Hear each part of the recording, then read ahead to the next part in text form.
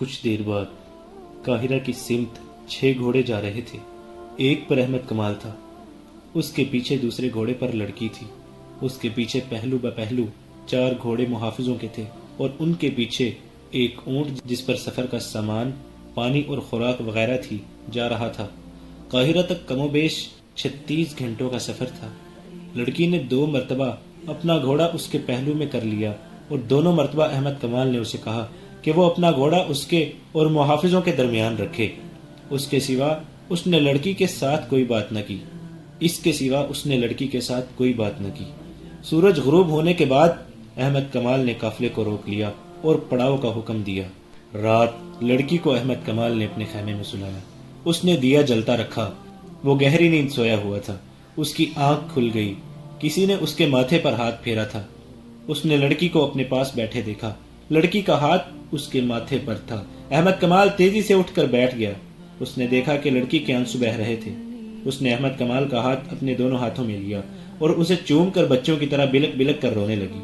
احمد کمال اسے دیکھتا رہا۔ لڑکی نے آنسو پوچھ کر کہا، میں تمہاری دشمن ہوں۔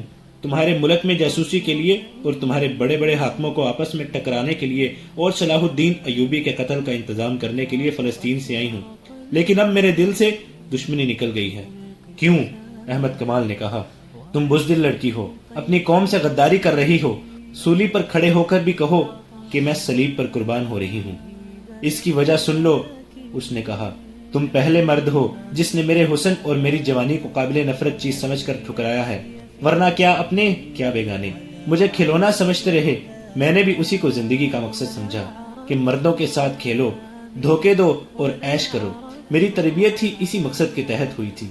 جسے تم لوگ بے حیائی کہتے ہو، وہ میرے لیے ایک فن ہے، ایک ہتھیار ہے۔ مجھے نہیں معلوم کہ مذہب کیا ہے اور خدا کے احکام کیا ہے، صرف صلیب ہے جس کے متعلق مجھے بچپن میں ذہن نشین کرایا گیا تھا کہ یہ خدا کی دی ہوئی نشانی ہے، اور یہ عیسائیت کی عظمت کی علامت ہے، اور یہ کہ ساری دنیا پر حکمرانی کا حق صرف صلیب کے پجاریوں کو حاصل ہے، اور یہ کہ مسلمان صلیب کے دشمن ہیں۔ انہیں اگر زندہ رہنا ہے تو صلیبیوں کے قدموں میں رہ کر زندہ رہیں۔ میں انہی چند ایک باتوں کو مذہب کے بنیادی اصول سمجھتی رہی۔ مجھے مسلمانوں کی جڑیں کاٹنے کی تربیت دی گئی تو اسے بھی مذہبی فریضہ کہا گیا۔ کیا تم اپنے ایک سالار رجب کو جانتے ہو؟ لڑکی نے پوچھا۔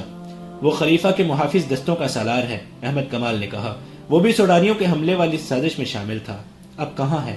معلوم نہیں، احمد کمال نے کہا۔ مجھے صرف یہ حکم ملا ہے کہ رجب فوج سے بگوڑا ہو گیا ہے۔ جہاں کہیں نظر آئے اسے پکڑ لو، اور بھاگے تو تیر مارو اور اسے ختم کر دو۔ میں بتاؤں وہ کہاں ہے؟ لڑکی نے کہا۔ وہ سوڈان میں حبشیوں کے پاس ہے۔ وہاں ایک خوشنما جگہ ہے، وہاں حبشی لڑکیوں کو دیوتا کے آگے قربان کرتے ہیں۔ رجب وہاں ہے، میں جانتی ہوں وہ فوج کا بگوڑا ہے۔ ہم 3 لڑکیاں اس کے ساتھ فلسطین سے آئی تھی۔ باقی 2 کہاں ہیں؟ لڑکی نے آہ بھری اور کہا، وہ مر گئی ہیں، انہی کی موت نے مجھے بدل ڈالا ہے۔ لڑکی نے احمد کمال کو ایک لمبی کہانی کی طرح سنایا کہ وہ کس طرح فلسطین سے رجب کے ساتھ آئی تھی، کس طرح حبشیوں نے ان میں سے 2 لڑکیوں کو دیوتا کے نام پر ذبح کرنا چاہا۔ رجب انہیں بچا نہ سکا، کس طرح وہ وہاں سے بھاگی، اور راستے میں 2 لڑکیاں کس طرح آندھی میں ماری گئیں۔ اس نے کہا، میں اپنے آپ کو شہزادی سمجھتی تھی، میں نے بادشاہوں کے دلوں پر حکمرانی کی ہے۔ میں نے کبھی سوچا بھی نہ تھا کہ خدا بھی ہے اور موت بھی ہے۔ مجھے گناہوں میں ڈبویا گیا اور میں ڈوبتی چلی گئی۔ عجیب لذت تھی اس ڈوبنے میں، مگر مجھے وہ مگرمچھ دکھائے گئے جن کے آگے ذبح کی ہوئی لڑکیوں کے جسم پھینکے جاتے ہیں۔ مگرمچھ پانی کے کنارے سوئے ہوئے تھے۔ ان کے بھدے اور مکروہ جسم دیکھ کر میں کانپ گئی۔ وہ میرے اس جسم کو جس نے بادشاہوں کے سر جھکائے تھے ان مگرمچھوں کی خوراک بنانا چاہتے تھے۔ میں نے وہ بدصورت سیاہ کالے حبشی دیکھے جو میرا سر میرے جسم سے الگ کرنے کے لیے آ گئے تھے۔ موت کے پروں کی آواز مجھے سنائی دینے لگی تھی۔ میں رگ رگ بیدار ہو گئی۔ میرے اندر سے مجھے آواز سنائی دی، اپنے حسن اور اتنے دل نشین جسم کا انجام دیکھ۔ ہم جان کی بازی لگا کر اپنے گھر سے نکلی تھیں۔ ہمیں یہ کہہ کر رجب کے ساتھ فلسطین سے بھیجا گیا تھا کہ یہ شخص ہماری حفاظت کرے گا، لیکن اس شخص نے میرے ساتھ دسترازی کی۔ ہم وہاں سے بھاگی۔ آندھی میں گھوڑے بے قابو ہو کر بھاگ اٹھے۔ ہمارے لیے صحرا میں کوئی پناہ نہیں تھی۔ ہم آندھی اور گھوڑوں کے رحم و کرم پر تھیں۔ پہلے ایک لڑکی گری، میں نے اسے گھوڑے کے نیچے آتے دیکھا۔ پھر دوسری لڑکی گھوڑے سے گری تو پاؤں رقاب میں پھنس جانے کی وجہ سے گھوڑے نے اسے 2 میل سے زیادہ فاصلے تک گھسیٹا اس کی چیخیں میرا جگر چاک کر رہی تھیں۔ میں اب بھی اس کی چیخیں سن رہی ہوں۔ جب تک زندہ رہوں گی یہ چیخیں سنتی رہوں گی۔ پھر وہ لڑکی لاش بن گئی۔ میرا گھوڑا ساتھ ساتھ دوڑا آ رہا تھا مگر میرے قابو میں نہیں تھا۔ وہ لڑکی بھی اپنے گھوڑے کے ساتھ پیچھے رہ گئی۔ میں اب اکیلی تھی۔ مجھے خدا نے ان دو لڑکیوں کو مار کر بتا دیا تھا کہ میرا انجام کیا ہوگا۔ وہ مجھ سے بھی زیادہ خوبصورت اور شوخ تھی۔ ان میں حسن کا غرور بھی تھا۔ انہوں نے بھی بادشاہوں کو انگلیوں پر نچایا تھا مگر ایسی بھیانک موت مری کہ کسی کو خبر تک نہ ہوئی۔ اب وہ ریت کی گمنام قبروں میں دفن ہو گئی ہیں۔ میں اکیلی رہ گئی ہوں۔ آندھی کے زناٹے موت کے کہکہے بن گئے۔ مجھے اپنے سر کے اوپر آگے پیچھے دائیں اور بائیں چڑیلیں، بدروہیں، بھوت اور موت کے کہکہے سنائی دے رہے تھے۔ میں بدھو اور بیوقوف لڑکی نہیں ہوں۔ دماغ روشن ہے۔ میں نے جان لیا کہ خدا مجھے گناہوں کی سزا دے رہا ہے۔ ایسی ہیبت ناک موت اور ایسی ہولناک آندھی وہ تم نے بھی دیکھی ہے۔ مجھے خدا یاد آ گیا۔ میں نے خدا کو بلند آواز سے پکارا، رو رو کر گناہوں سے توبہ کی اور معافی مانگی۔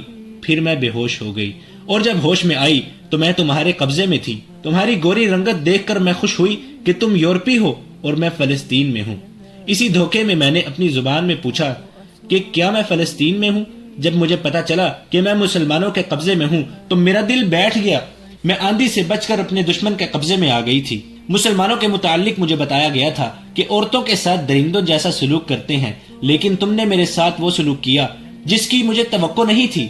تم نے سونا ٹھکرا دیا اور تم نے مجھے بھی ٹھکرا دیا۔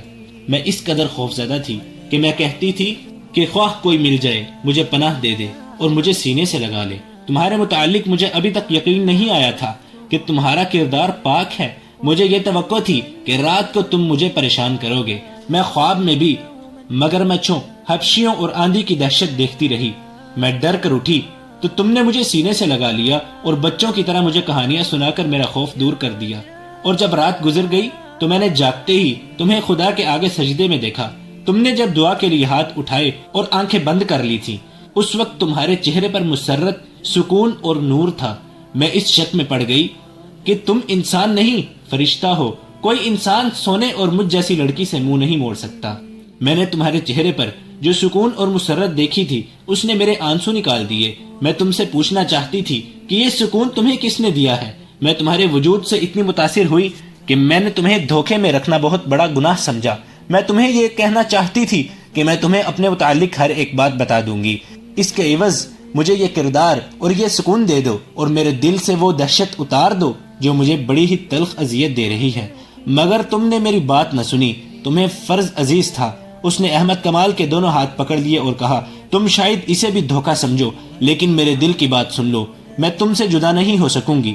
میں نے کل تمہیں گناہ کی دعوت دیتے ہوئے کہا تھا کہ مجھے اپنی لونڈی سمجھو، مگر اب میں ساری عمر کے لیے تمہارے قدموں میں بیٹھی رہوں گی۔ مجھے اپنی لونڈی بنا لو اور اس کے عوض مجھے وہ سکون دے دو جو میں نے نماز کے وقت تمہارے چہرے پر دیکھا تھا۔ میں تمہیں بالکل نہیں کہوں گا کہ تم مجھے دھوکہ دے رہی ہو۔ احمد کمال نے کہا، میری مجبوری یہ ہے کہ میں اپنی قوم کو اور اپنی فوج کو دھوکہ نہیں دے سکتا۔ تم میرے پاس امانت ہو، میں خیانت نہیں کر سکتا۔ میں نے تمہارے ساتھ جو سلوک کیا وہ میرا فرض تھا۔ یہ فرض اس وقت ختم ہوگا جب میں تمہیں متعلقہ محکمے کے حوالے کر دوں گا اور وہ مجھے حکم دے گا کہ احمد کمال تم واپس چلے جاؤ۔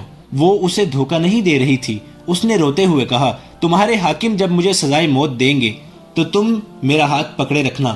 اب یہی ایک خواہش ہے، میں تمہیں ایسی بات نہیں کہوں گی کہ مجھے فلسطین پہنچا دو۔